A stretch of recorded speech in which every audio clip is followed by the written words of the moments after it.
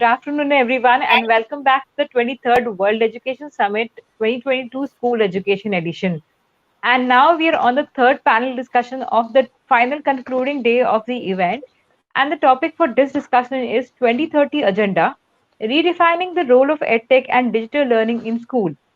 And I would like to welcome all our panelists for today who have given us time and agreed to be a part of this panel.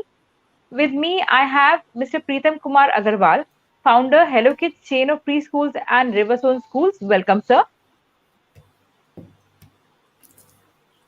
We have Dr. Pallavi Mishra, Director Geeta Global School, Jaipur, Rajasthan. Welcome, ma'am.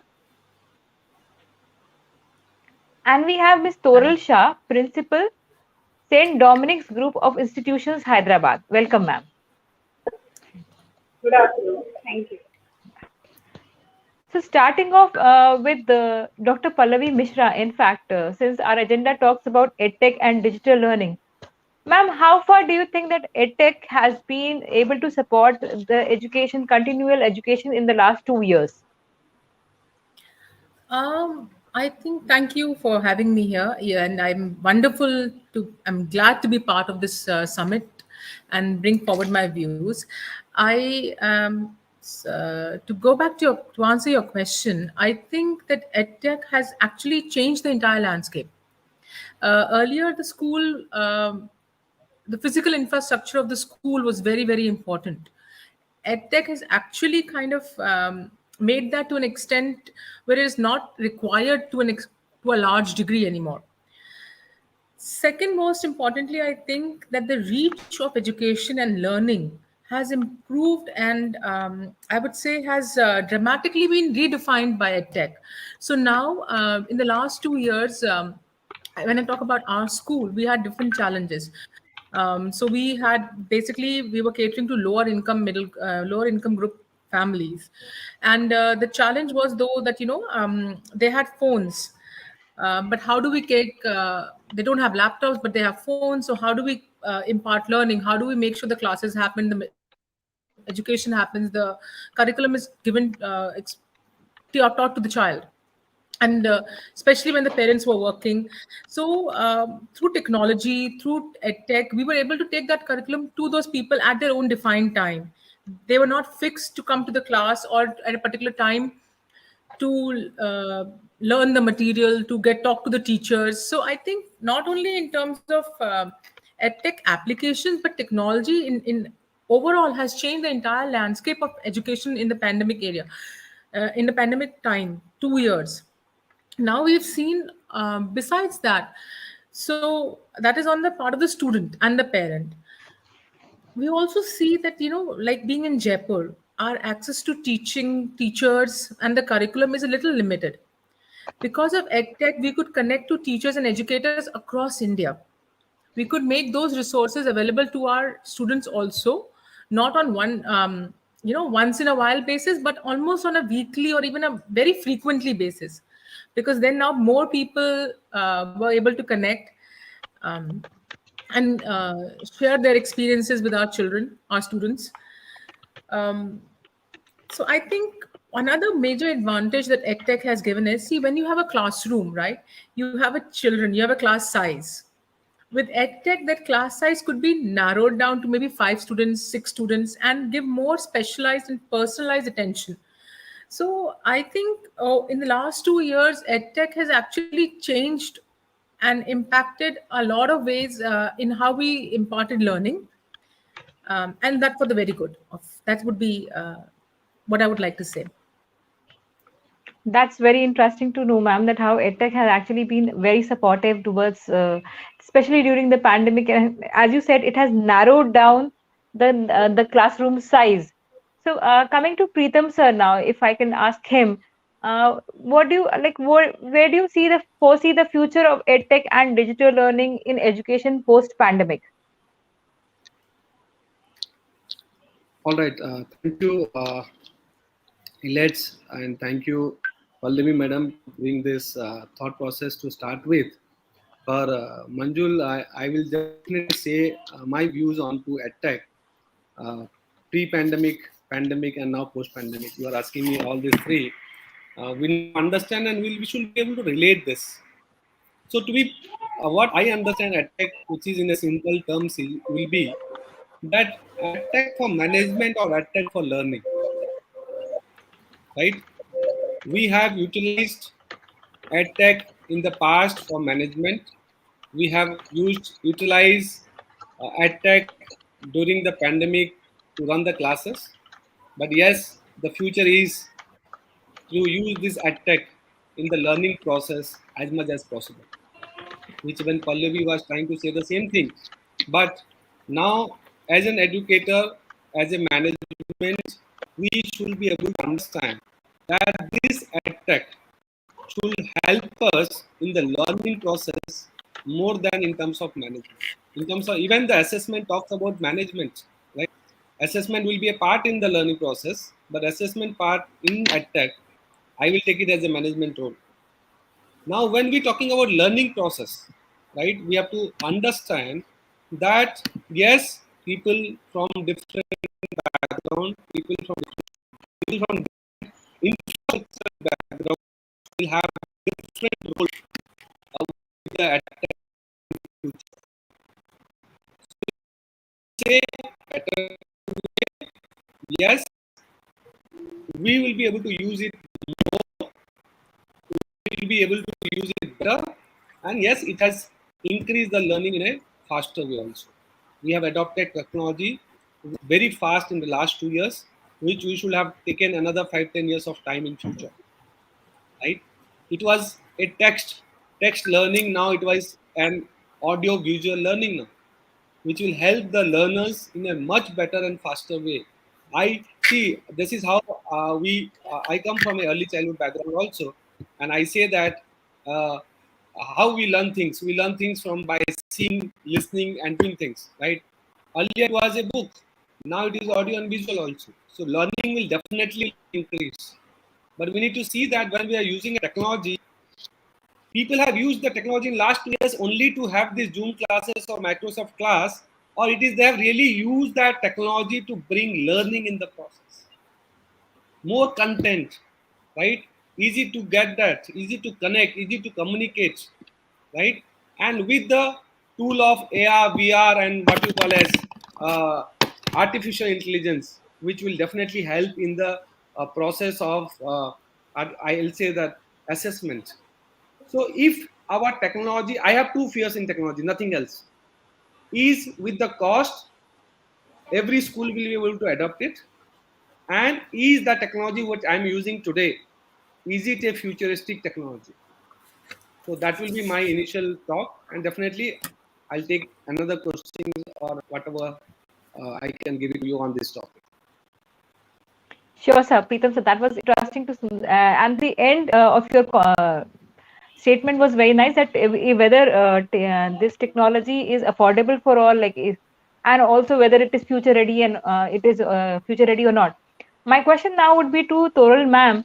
Ma'am, in the last 2 years, especially during the pandemic years, we have actually seen the rise of edtech and digital learning in school. If you can share some examples of how in your school you have adapted digital learning to ensure that the students are not left out of education during the pandemic times. Yeah, thank you, Saranam. Thank you, Elets. I hope I'm audible. Yes, ma'am, you are. Yeah.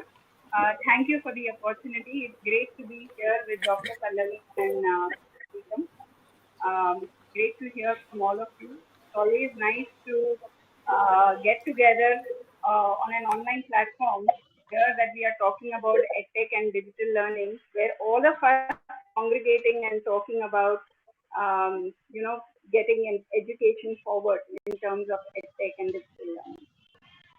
So I would start by saying that just like the Great Fire of London, which took place in 1666, which was absolutely catastrophic, but at the same time led to the emergence of the very first insurance company.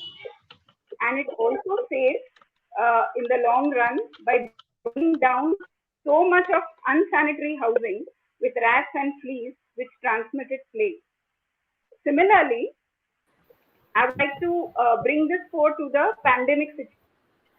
So pandemic in this case, as far as education is concerned, has been the impetus and the spark to bring about the change that the education sector has been needing for the longest time. So there have been changes in every industry, whether it's commerce, running hospitals, fashion, cinema. But the conventional mode of teaching, which is teacher lecturing a very didactic mode, and child following the teacher, understanding, and then reproducing the same in the exam, had not changed for centuries together. So the change in the education space had been long called for, and the pandemic has been a boon to get educators, policymakers to break from the stereotypes, break conformity, and ask questions like, why do we do it? Just because we've been doing it for so many years. What is the rationale behind doing it? Does it apply to us now? Can we change it? So these are some of the questions that all educators are asking themselves.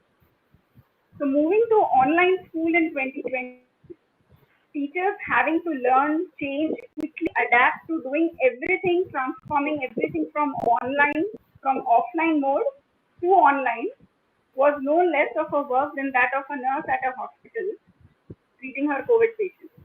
So if we talk about internet, the advent of internet was around in 1990, and pre-COVID, that is up to 2019, we were having an age where information wasn't understood. Yeah, but everybody was talking about that school is a place not for not to provide content, but it is more about everything else.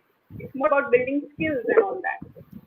But now, due to the pandemic and from 2020, we see a completely drastic change where we are information age, information being in abundance, and children actually seeing the school not as a content provider, but they are now coming to school not just to learn the information or get information, but to share their experiences with the peers and immerse in some learning, collaborate, ideate, and most importantly, socialize and learn to be the teacher, to build relationships and identify and develop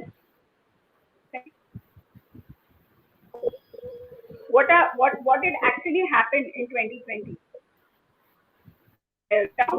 was most of the schools just took over everything what they were doing in schools to the online mode. Uh, no change in the pedagogies whatsoever. So all the schools moved to Zoom, Google Meet, Microsoft Teams to conduct their school online, with no change in the method of teaching. So it did actually the schools and the teachers were not ready with it. Students were submitting their homework to teachers either by WhatsApp or email, and private schools definitely tier 1 and tier 2 were doing this. We are not talking.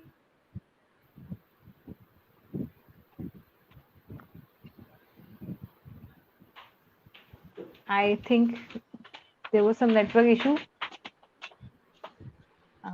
Yeah, her video is stuck. Toril ma'am, if you can hear me, your video is stuck. I think we have some network issue on her end.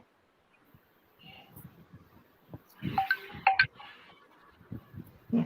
I would now continue, in fact, with Dr. Pallavi. Dr. Pallavi, I would like to know that when we talk about technology in education, is there any particular technology or is there any particular form of technology which really excites you in terms of, adapting that technology for students?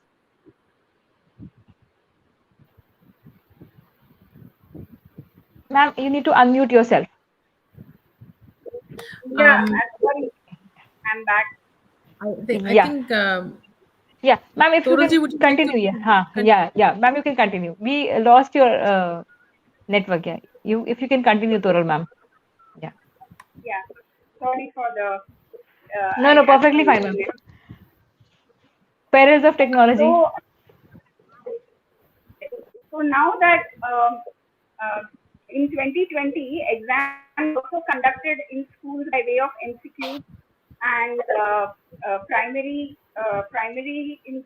schools and secondary middle school, short answers and let's fill in the blanks, match the following, those kind of objective questions were asked, right? And some kind of a deep search where all the teachers got very innovative by way of so children writing blogs, sending videos, sending audio messages, doing voice recording, sending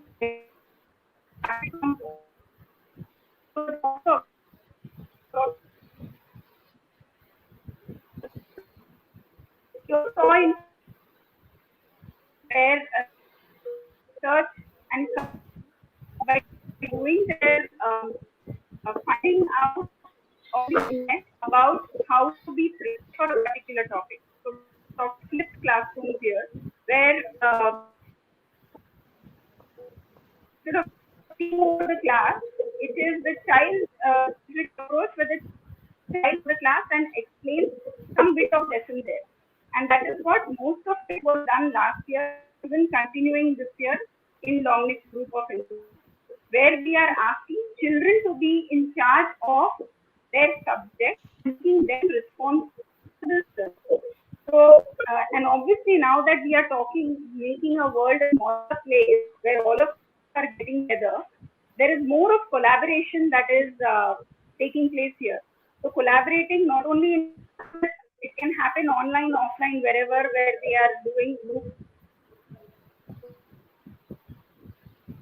cloud-based apps where children can upload their homework, where they can literally converse with the teacher if there is any doubt or any kind of questions that they have. All this was also done and is being done. We are at a very, very nascent stage, but it is happening. It is happening at but it is all of us together are this happening in a very productive. And then now in 2022, teachers are spending that so a lot of us attempting to assess the skills or areas of their students. Edtech can change all of that.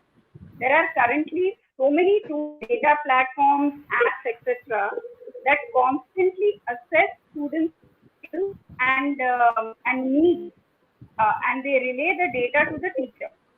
So sometimes even harmful studying trends aren't apparent to the teachers for months. But there are tools, there are some Internet of Things, IoT tools that really use the real-time data and can help teachers discover strengths, weaknesses, and even signs of learning disabilities, setting in motion a proactiveness from the teacher. So with the help of EdTech, we are getting rid of all the mundane, monotonous work, and it has been replaced by some of the very critical areas of work by the teacher, which will take education to just another level now. So, there's too much of a monotony has been the grading system. So, in the grading system, what we have been doing is that the teachers have to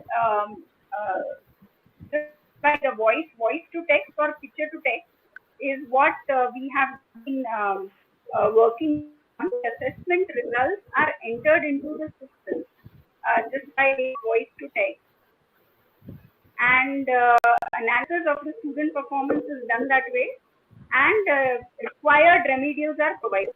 So that is second.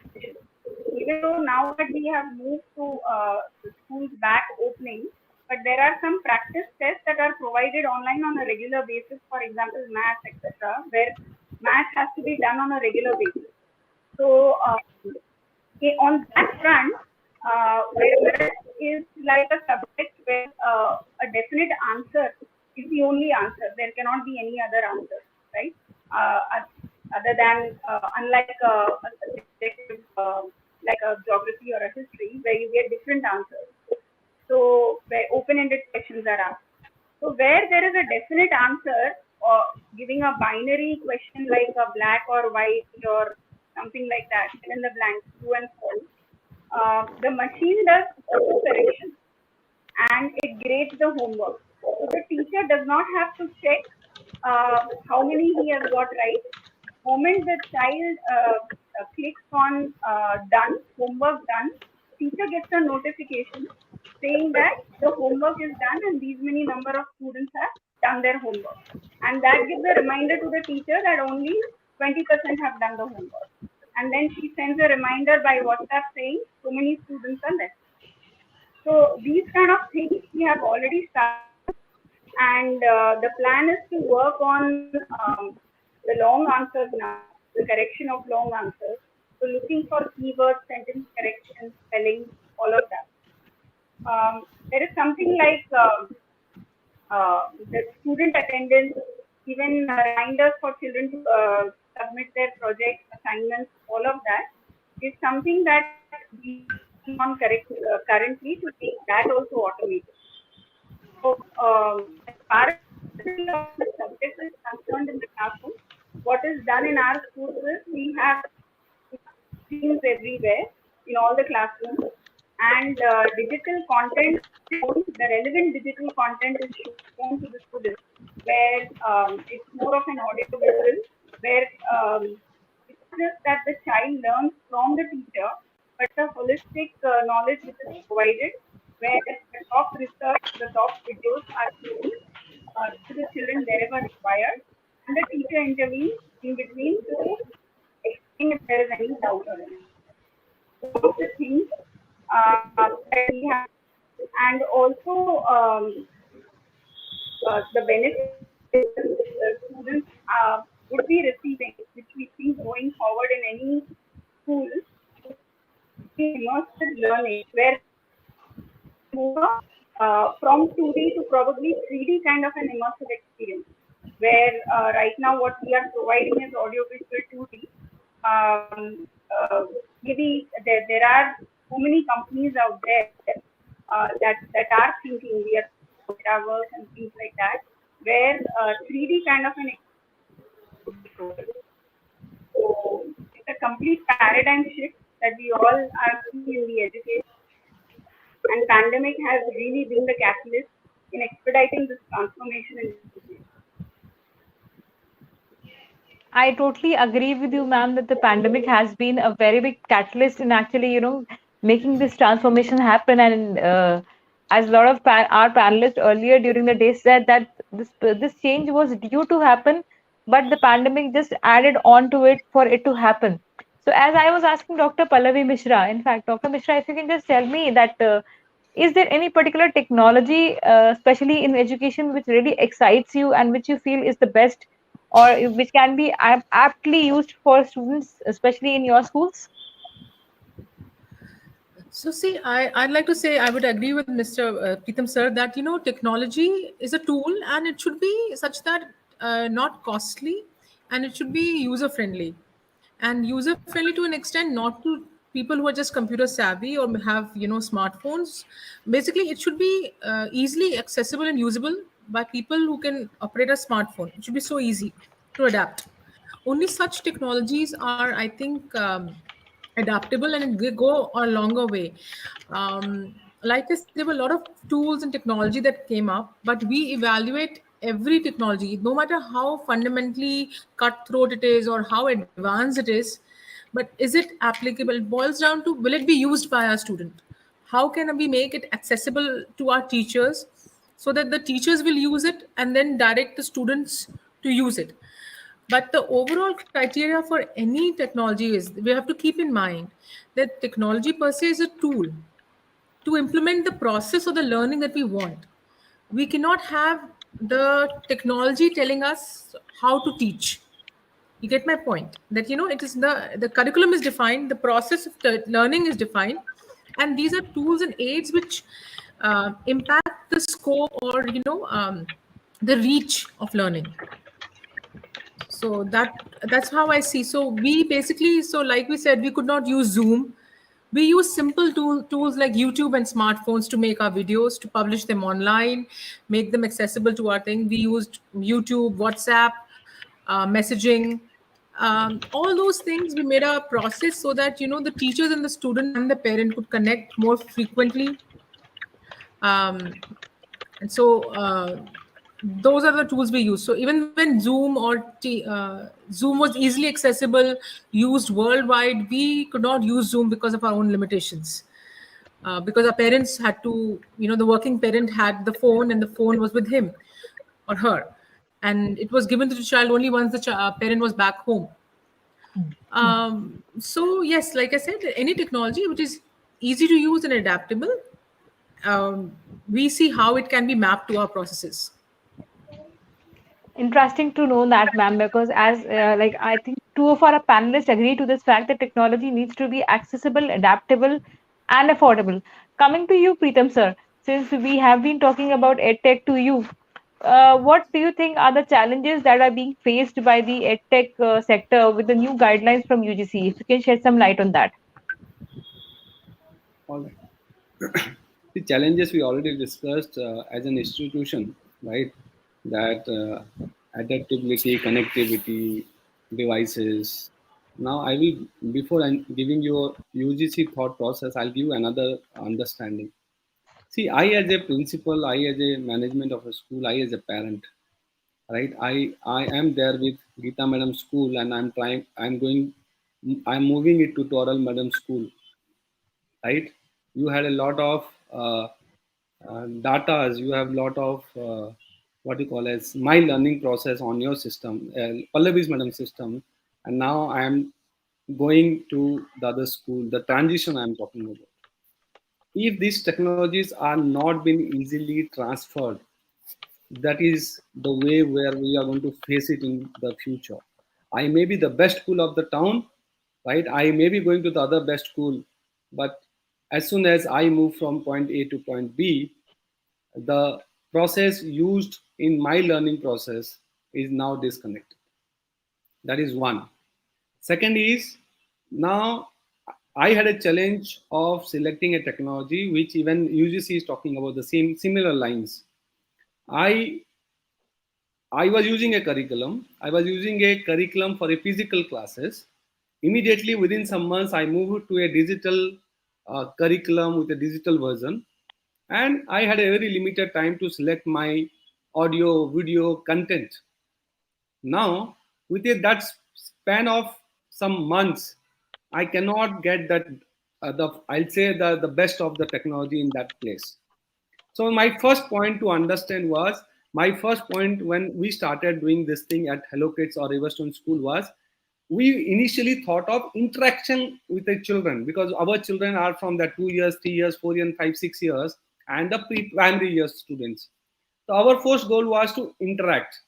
And when it was an interaction, yes, Google Team and the Zoom has helped us to continue the interaction between the school teacher and the student exactly. Then we had a second challenges was to integrate our physical classroom curriculum to a virtual classroom curriculum without any material in hand, without any space in hand. And teachers from their houses, they started doing this curriculum. And then the next step was the training part of it. Teachers, those who are unaware of technology, see, these are all the points has been described by even the UGC. See, UGC, let's not talk about only the Bombay, Bangalore, Chennai, and Hyderabad schools. Let's talk about India as a country. All right. So when we had a training issues, we know every training institutes, every trainer were available online, and training got into a very good shape, which is a more number of training happened, right? A lot of cost has been saved during the training part. But yes, we have been able to train our teachers with a very short span of time, because nobody has choice to postpone it, right? They had to adapt it. Now, after having this training, this thing, we all move towards the content. Is the content available? Or as Pallavi madam said, they had their own videos and they have sent it to their own children because of they are coming from a low category of segment of the society. Yes, friends, that gives a lot of belongingness towards the school teachers and the students. Now I selected a technology which was available. I did not like that technology, that content part of it, because what is happening, Munjal and all the panelists, is somebody else is doing a curriculum and pedagogy of your school. Somebody else is developing the content. Somebody else is giving you an assessment process, and you are trying to integrate things within a short period of time, which is getting disruption in our learning process. And even we all face the same thing. I think by now, after 2 years of struggling, we are all settled down that yes, this was a technology which was help. It was either an assessment tool or a Kahoot tool or a Canva tool or any of the poll tool which we have used for the puzzle or testing or anything to be shared to the children, right? So that was the thing. Now what this UGC was talking about was, let, as these institutes are facing all such of problems, they are allowing the tech companies to have a tie up with these people to develop their content, to bring some processes to help their assessment process, evaluation process for that undergraduate and graduate course, so that they can get the best out of the learning process. But it is the similar problems which even UGC is talking about. Thank you, sir. In fact, that was interesting to know what the issue with UGC was and how it's very you've actually explained it in a very simple manner for everyone to understand that how EdTech and new guidelines by UGC were actually very simple to understand. Now coming back to Toral ma'am, in fact, ma'am, if you can just talk about if like how can we provide personalized methods of learning that are tailored to individual learners through the use of AI and big data.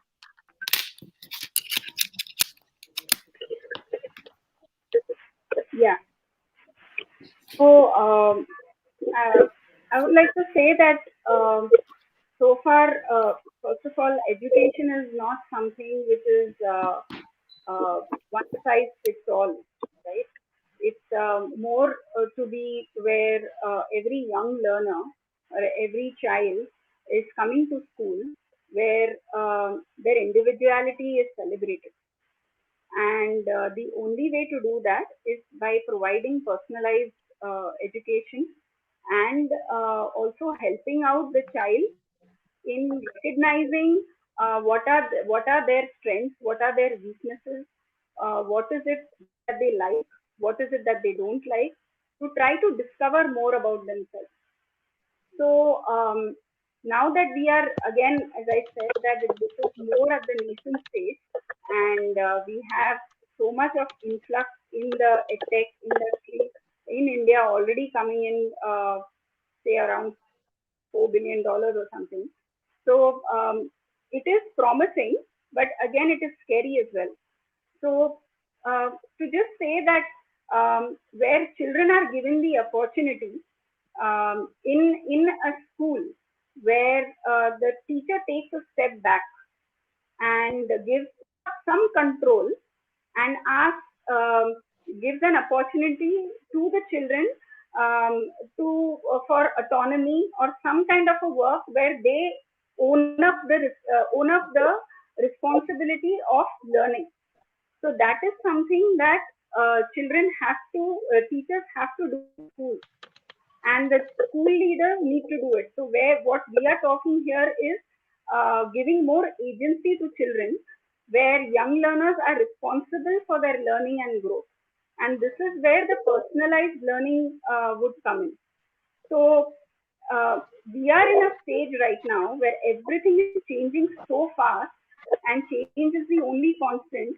So perhaps only those schools and those students who know how to learn on their own, who know how to teach themselves, and who have the curiosity to learn, try to figure out things on their own, will be able to survive and thrive in this world, because everything is so fastly changing and is so uncertain. So it all depends on the teacher and the institution, how the teachers need to nurture the first of all the relationship with the teachers, with the students, and how to give up control and unlearn whatever was happening. Probably the unlearning part will take a lot of time.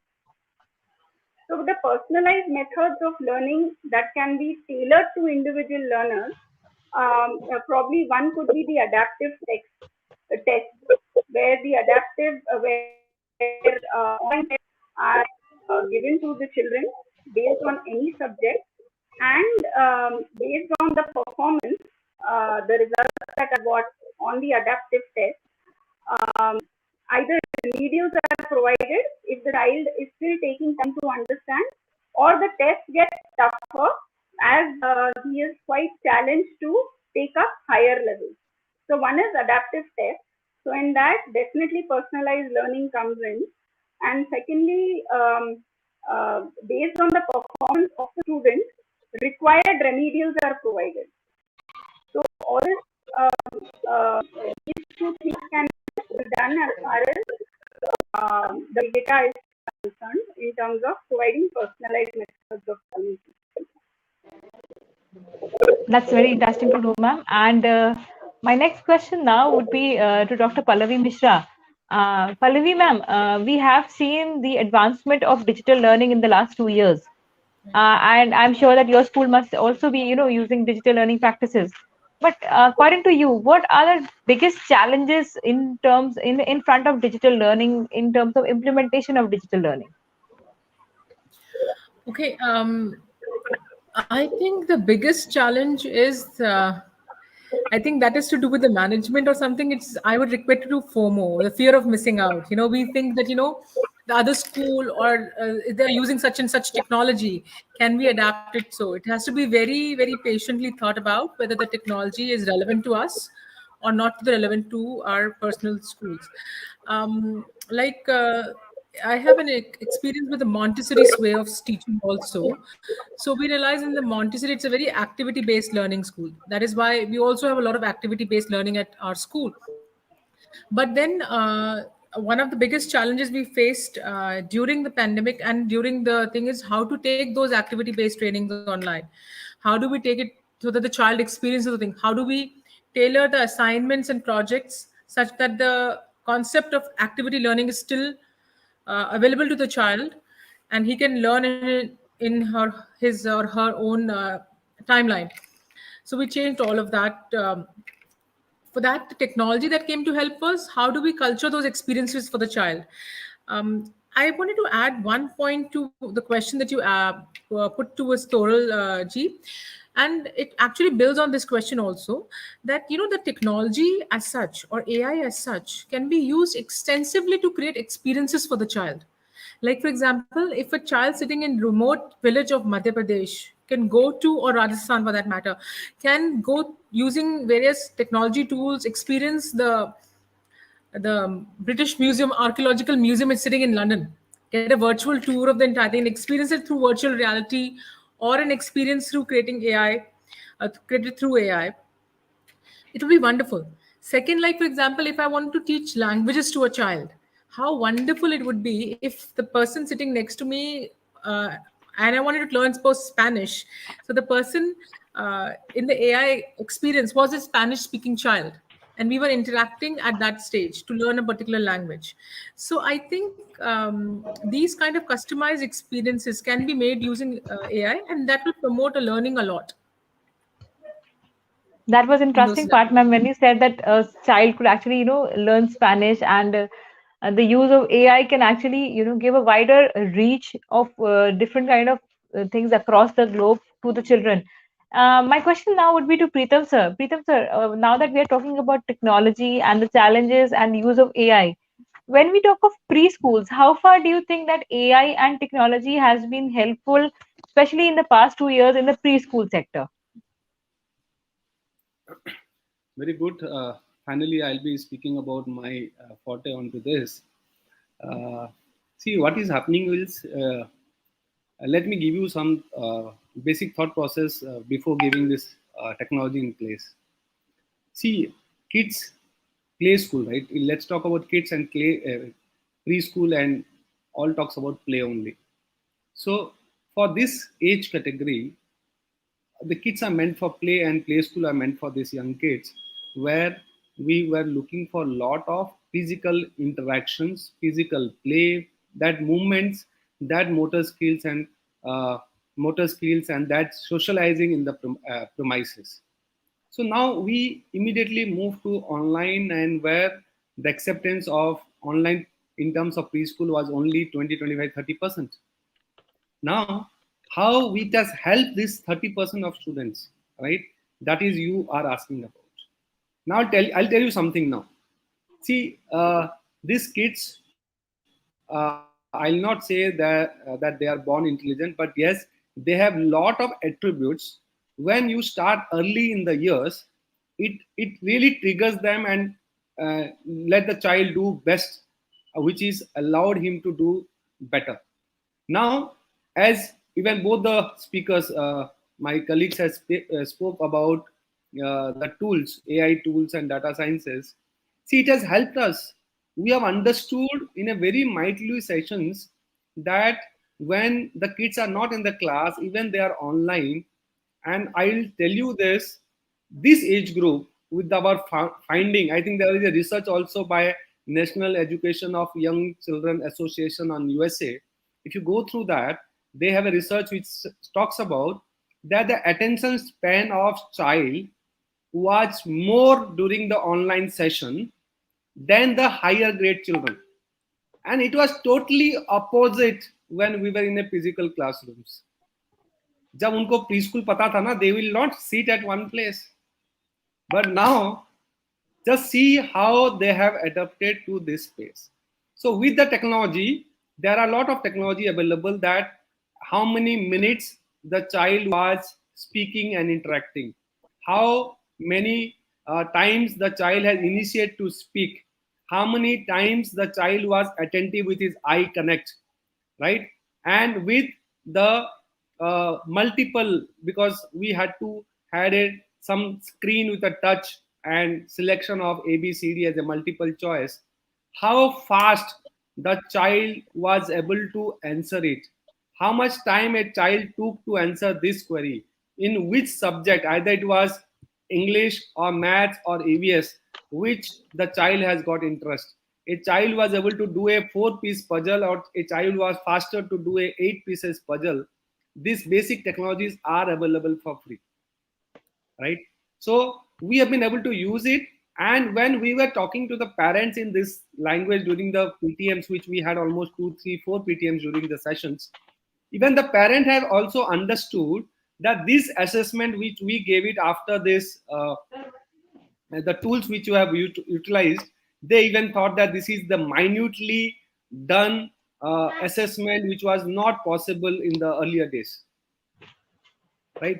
इसके लिए सबसे अच्छा चीज मैं आपको यही बता रहा हूँ, इतना अच्छा there is a so good amount of technologies available with the AI, that if you are using it nicely, and if you are tracking the child, right, with the another long years to come, let's say the child is moving from a preschool to school to a secondary school, secondary to a even to the higher education, if we track it right, abhi as I said, the attention level of children are very limit, they have a very small amount of attention span.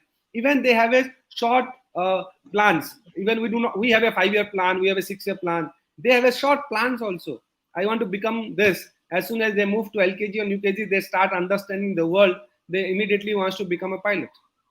So even there are a lot of processes in this, and which I think we have generated a lot of I'll say online as what you call report cards, which was you can say that either it was a monthly report cards which you have been able to generate to understand the child in a very better manner, right?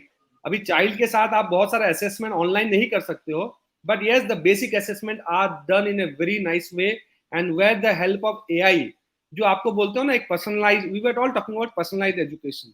A child is, अभी I'll tell you something, some basic things now. We will talk about a contextual assessment or a books. Earlier, as we run schools across India, we run a school in a village which is 5,000 population also, and we run a school in Bangalore also with 2 crores of population, right? So we were having even NEP talks about the same thing. I cannot go back to a rural village and talks about cookies. मुझे वहाँ पे biscuit की बात करना पड़ेगा. Am I right? So even to Exactly. that manual changes was done during this process. That at least during this process, books तो एक बार print होता है ना, books तो मैं rural urban यहाँ के लिए नहीं करूँगा. But नहीं when he talks करेंगे. about a understanding of digital content, that manual minute personalization is possible for these young ones also. Now, if I talks about a basic understanding to a square and a rectangle, we understand this is square and rectangle. But when we keep both together, this is square and rectangle, even the child has to understand. He will take little time to understand which is a rectangle or which is a square part of it. Am I right? Orange, let's say Exactly. orange or a red color together, right? Hippo and a rhino. I'll tell you something, Manjul, that even you, there are a lot of people around. You put both hippo and a rhino together, right? I will say at least 1 to 5% of the people have will stop for another 2 minutes to say this is rhino and this is hippo. So AI has helped us to understand who has taken more time to understand hippo and a rhino, Exactly. right? So Yeah. yes, it will. If we are using it, definitely we are going to use it. If you are continuously using these tools, it can definitely define a customized education and a perfect report with the learning outcomes which we can try and test and can guide and mentor the child at an early age. In fact, yeah, I totally agree with this part, sir, that we can, through AI, we can actually mentor the child at a very early age. And since you happen to have preschools and you have a chain of preschools where you are actually mentoring children at a very early age, I think visually things would appeal to them much more than just, giving them text to read and understand. My question now would be to Toral ma'am. In fact, uh, like in the last 2 years of pandemic, how far do you think it has been, easy or challenging for teachers to adapt to this digital transformation? Yeah, Tarun, it was definitely very challenging. Rather, it is still very challenging. As I mentioned earlier, the unlearning part of the teachers is taking a lot of time. For anybody to learn, I think that is much of an easier process than to unlearn. Because here it's not just about taking up technology, it is more about your attitude and mindset and the values that you have as a teacher. So number one, as a teacher, you should have the undying love for children, number one. And number two, you should have the undying love to learn. That's what a teacher should be, right? So if the teacher is coming to the school just with an just with a figure to say, look, I'm the authority, all of you pay attention to me, all of you eyes on me, that will not help. Only if the teacher comes to say that, look, I am here to learn from you as well. I'm here to learn from the children. I'm here to learn from the teachers. I'm here to learn from the principals. I'm here to learn from anybody, from the parent also. Then completely, it's not only a humbling experience, but also she will constantly be a learner all through her life. And she should have, first of all, the ability to connect. The engagement happens with the students only if she develops that connect with the students. So that is something which is, it has to come from within. A teacher cannot be told that come on, have an engaging class, come on, have an interactive class. It won't happen that way. A teacher needs to really understand the nature of every child in her class. And that's where it becomes very imperative for the classrooms to be a smaller size so that she knows and understands the growth of every young learner in her class. Secondly, she should be able to allow herself to be corrected.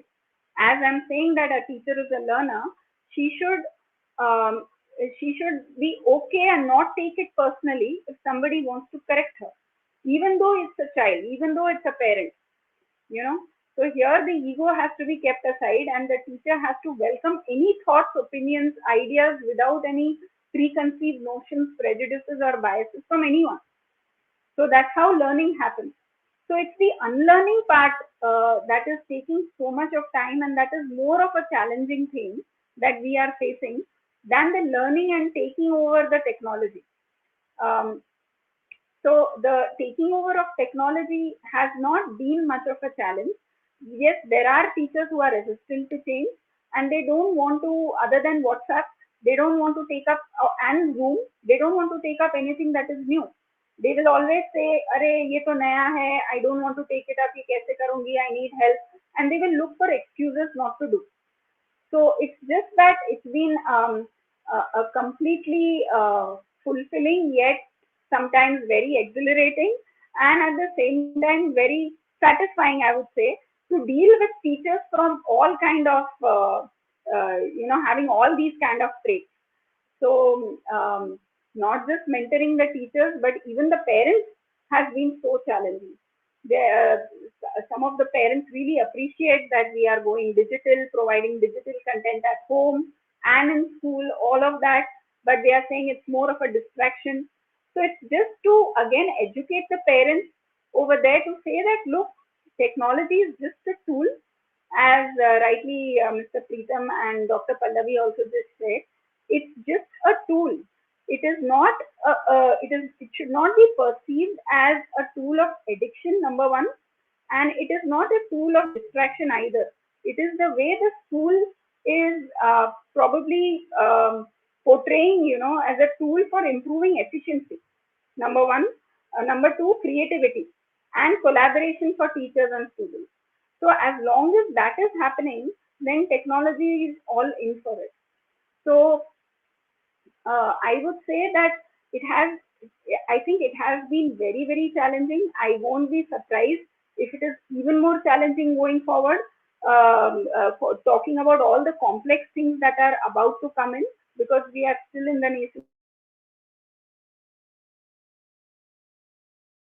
everything is so uncertain that we all, educators, but everybody around, all the stakeholders of the education space should welcome change and should be able to adapt. So if that is the case, then anything and everything would be easy. Thank you. That's very interesting to know, ma'am. In fact, that point of yours.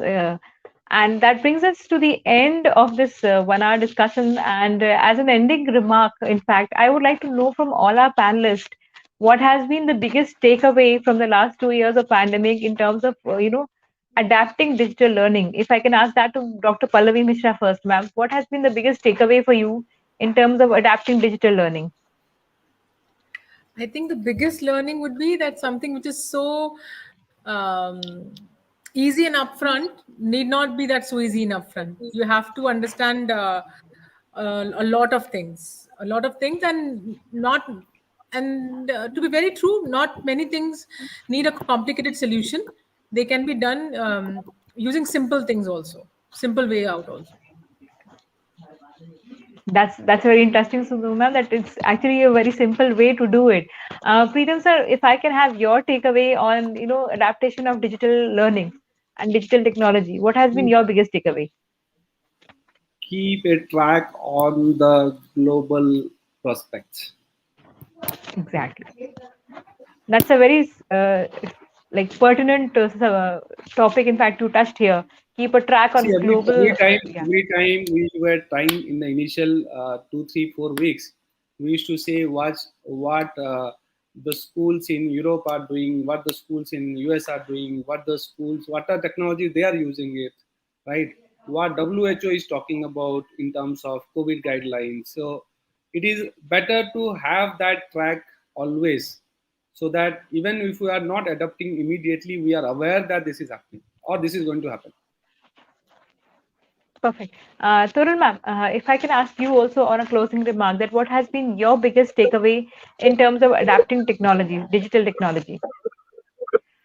Yeah, it's more of doing smart work now, and we don't need to really work hard on mundane routine tasks, that teachers have to do after school, before school, and all that. So work smart, work hard, but work smart. That's very interesting, ma'am. Work hard and work smart.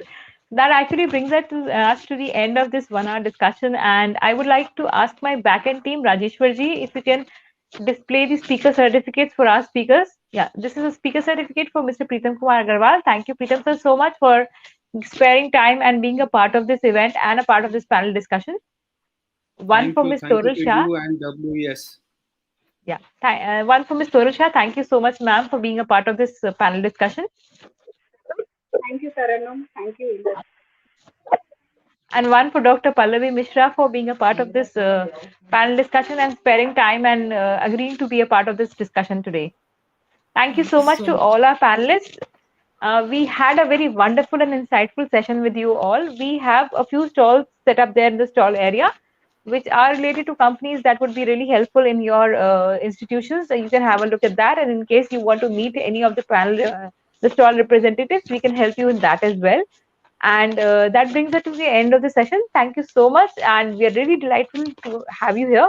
Have a great day, everyone. Thank you.